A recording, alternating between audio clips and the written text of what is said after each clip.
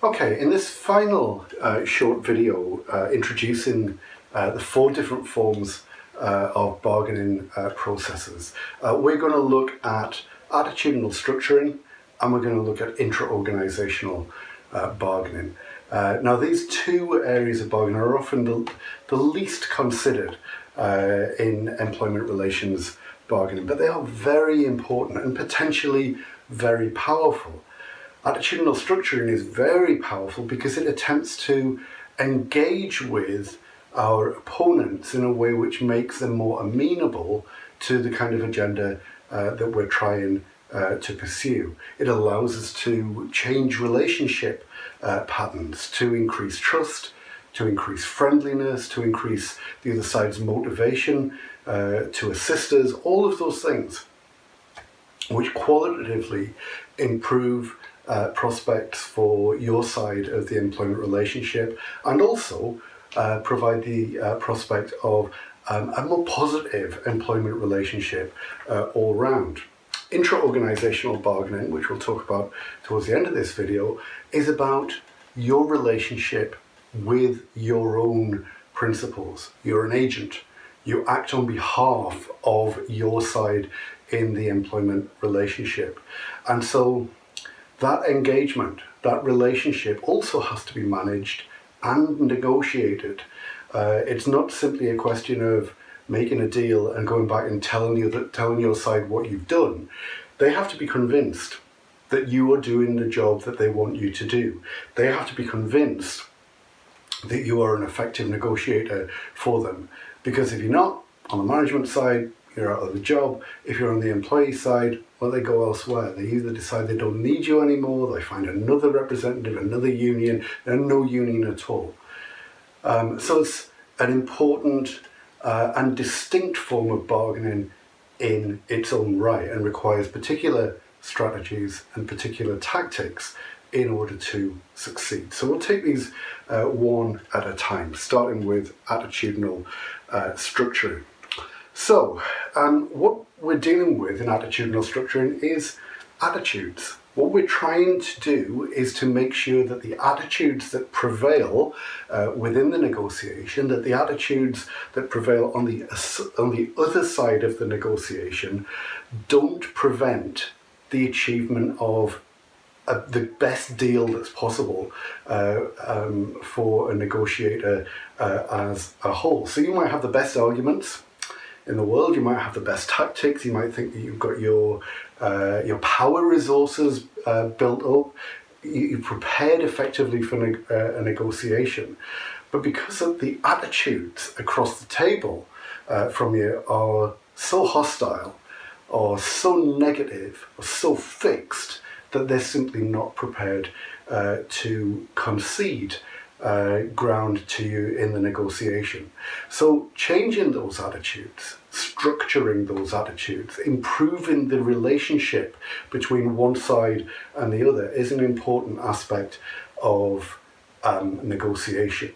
And it's not something that just happens by accident, it's something that we engage in deliberately. You know, in the same way that we try deliberately to improve relationships in other areas of our life. If we want to make friends, we have to be friendly.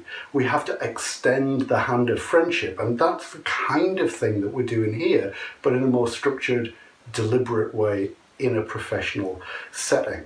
So the aims of attitudinal structuring are about improving those attitudes whilst we also look after our principals' interests.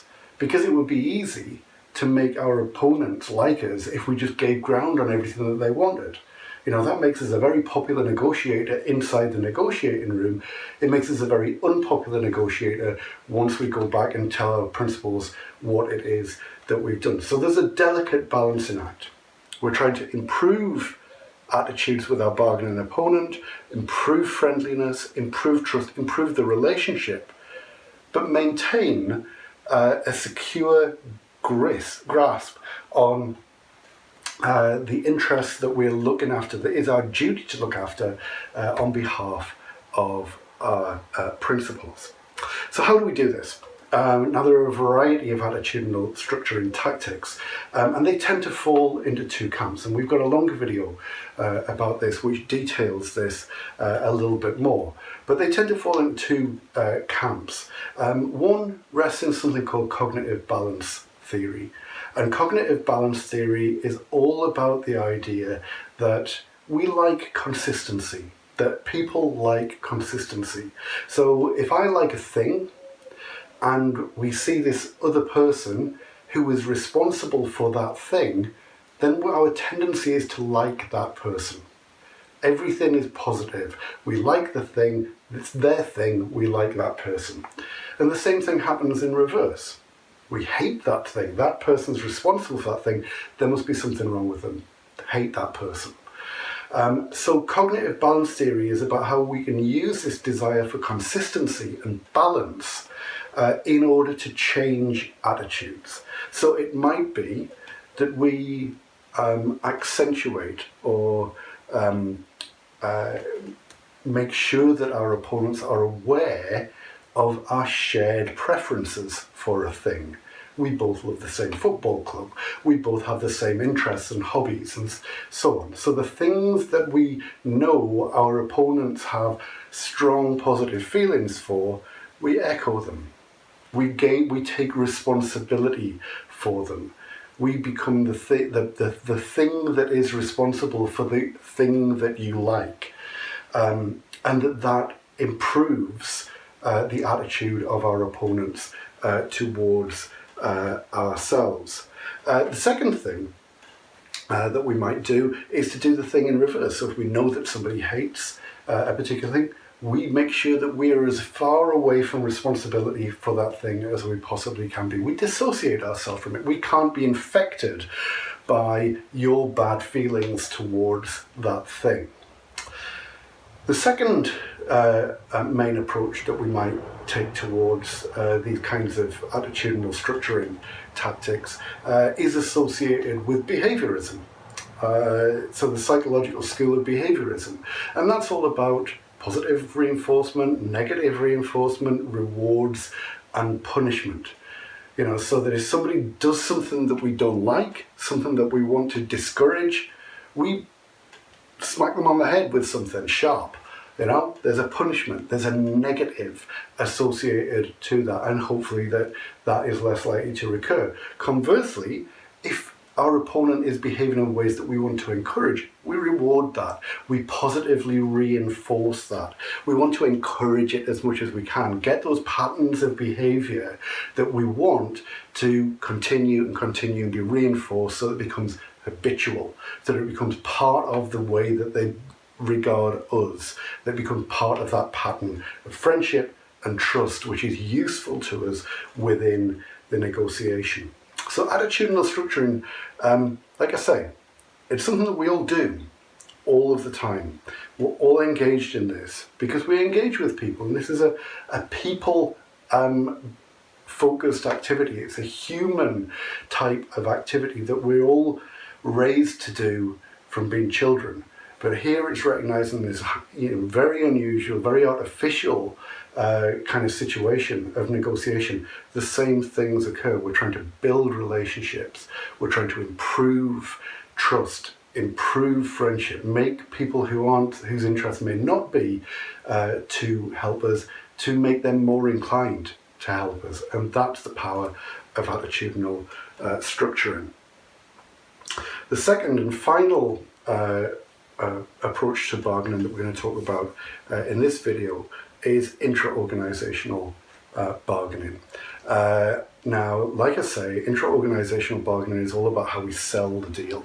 It's all about how we convince our side that the job that we've done for them is the best job that could have been done by a negotiator. Now, some of that is built on the basis of long-term trust. So if you've been negotiating on behalf of a group for many, many years, and you secure deal after deal after deal, some of them good, maybe some of them not so good, obviously you have a track record. And that is useful. That is something you can always draw upon. You actually have a reputation, you've got a persona, you've got some credit in the bank, some credit trust in the bank with your principles that you can draw on. But regardless of that, there are various approaches that we can identify that allow us to engage with our principals in a way as which to secure their consent to the deals that we're making. Because we're making deals on their behalf. We can agree it, we can sign up to it, but in employment relations, these things usually have to be voted on. These things usually have to be accepted by the workforce involved. So if we aren't able to deliver the consent of our principals, our effectiveness of a negotiator in the negotiating room just falls by the wayside. So this is a very important aspect of negotiation. It's much more significant on the workforce side. It's much more significant for a union negotiator because the range of attitudes within a workforce are by definition going to be much broader than they would be within a management group or with an employer. A management group or a single employer, you know, it's just their opinion. It's a small group. They're usually signed up, very clear about strategic objectives and how this all fits and all the rest of it. They've got a lot of information. They're involved. On the workforce side, you may have hundreds or thousands of people affected by the decision.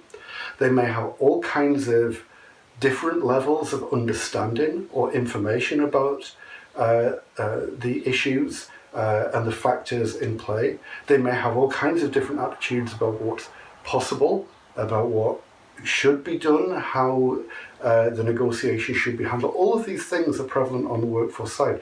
So for a negotiator, for a wide, disparate workforce, that's a real challenge to come back and say, this is the deal, this is the best deal, and there is nothing else that we can do that will improve this deal.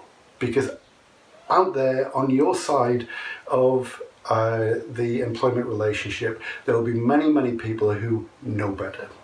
They have, if only you'd done this, if only we'd gone for this thing rather than that thing, you've played it completely wrong. So all of this is a real challenge to maintain your credibility and to deliver your deal. So how do we do this? Now, in terms of intra-organisational bargaining, there are two factors that we can play with, and they're about expectations. So I talked about, you know, how the workforce will typically have a whole range of different expectations. They'll fall into two categories: substantive expectations and behavioural expectations. And we play around with our approach towards those different sets of expectations in order to pursue a particular strategy of intra-organisational bargaining. So this falls so that, you know, there are all kinds of different varieties with which we can combine different tactics towards substantive and behavioural expectations. But in reality, there are basically three broad sets of intra-organisational bargaining tactics that we can use that provide us with a reasonable chance of success of convincing our principals that the deal that we struck is the right one, is the appropriate one, is the one that will be accepted. So the first one is a relatively high-risk strategy. And this strategy is to attempt to challenge our principals against both sets of expectations at the same time. So what we're going to be doing here in this set of tactics is to try to modify the substantive expectations of our principals. So whatever it was they might have expected out of the negotiation, they might have expected a 20% pay increase, and double their holidays and increase all of their benefits. Whatever those set of expectations were, we're going to tell them that they were unreasonable and that what they need to accept is a £1,000 pay increase, no extra holidays, and a decrease in benefits. So we're challenging, we're trying to modify the substantive expectations of our workforce, of our principals, in terms of the deal that we struck. That's a challenge. Alongside of trying to modify those substantive expectations, we may well be behaving in ways that are not generally expected by our principles. So the way that our effectiveness as a negotiator, our acceptability as a negotiator rests, at least partly, in our ability to look like we are doing the right thing, that we're complying with social norms, like we are behaving as a negotiator is supposed to behave, that we're using the right language, that we're using all of the kind of social cues and communication forms that plant us as legitimate. In this form of intra-organisational bargaining, we're not paying any attention to that. So we're both trying to take on the expectations, the substantive expectations of our principles, whilst at the same time paying very little attention or even ignoring the behavioural expectations. We're behaving in ways that is not expected.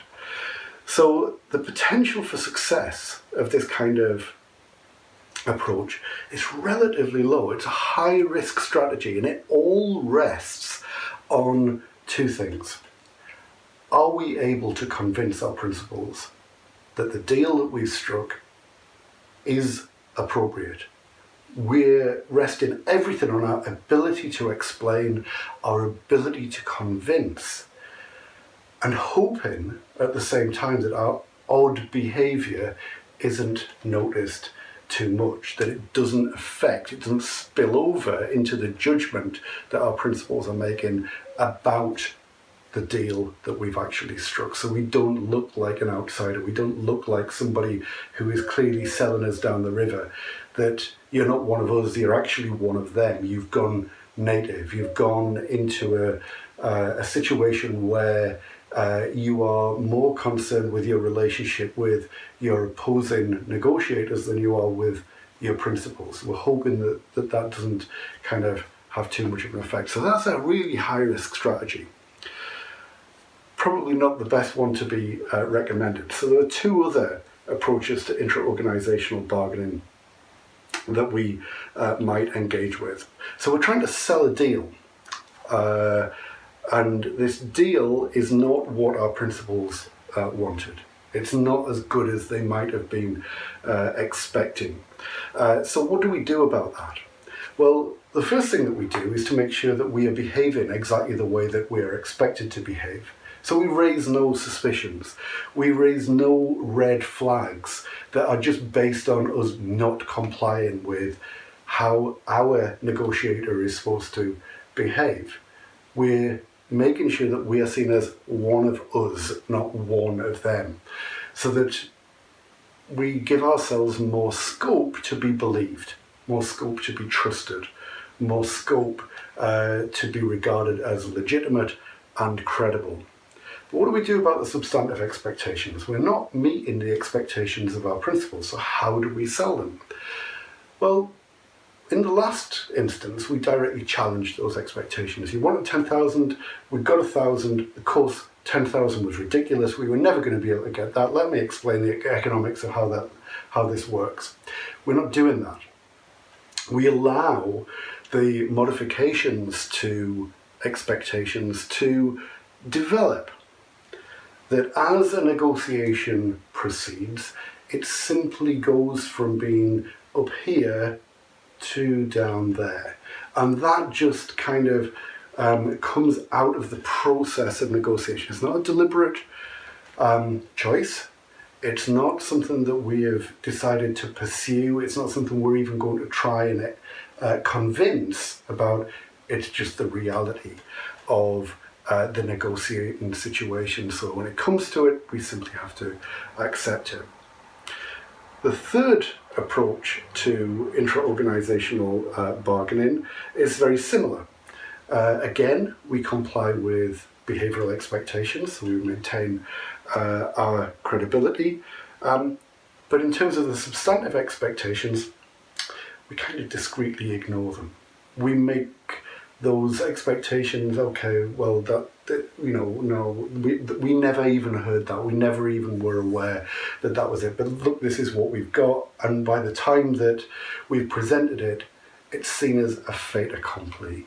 it's already done. It's a done deal. It's like you take it or leave it. This is just where we're at. And so it becomes something that feels inevitable. It's something that we simply have to accept. So these are difficult challenges for a workforce negotiator. Really tricky, can be really unpleasant, and deals can come unstuck here. So the capacity to engage effectively, and see one of the key issues here, how do we behave? How do we use the right words? Do we engage with a workforce in a way that they're expecting? Being sensitive to that is a really important part of the process, because that speaks to our credibility.